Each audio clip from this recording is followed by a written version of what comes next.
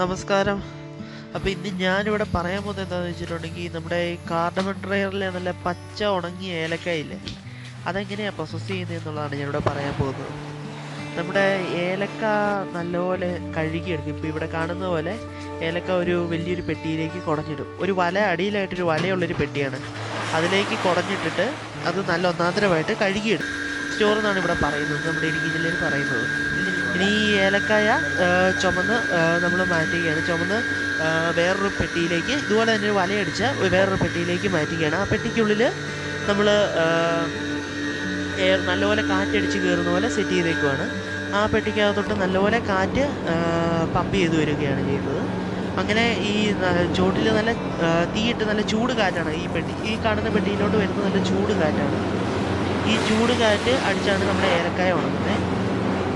ഈ ചൂട് കാറ്റടിച്ച് നമ്മുടെ ഏലക്കായ ഉണങ്ങുമ്പോഴാണ് നമ്മുടെ ഏലക്കായ മാക്സിമം പച്ച കളറിൽ നമുക്ക് കിട്ടുന്നത്.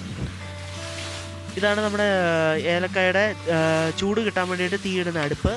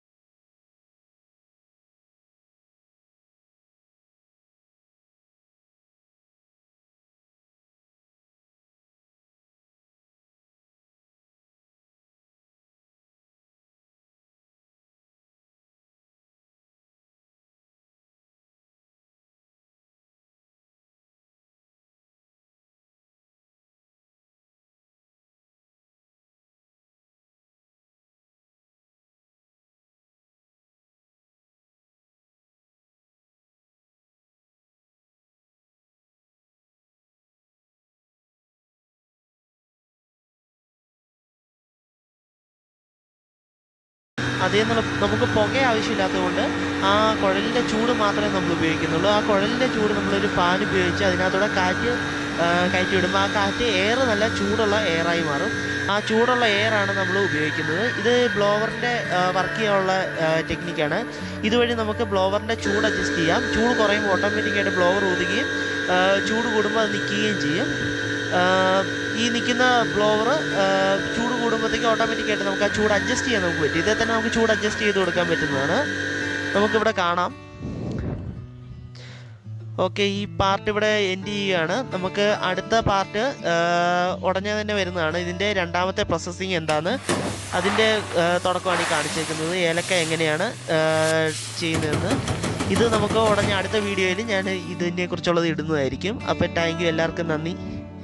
നമുക്ക് അടുത്ത വീഡിയോയിൽ കാണാം.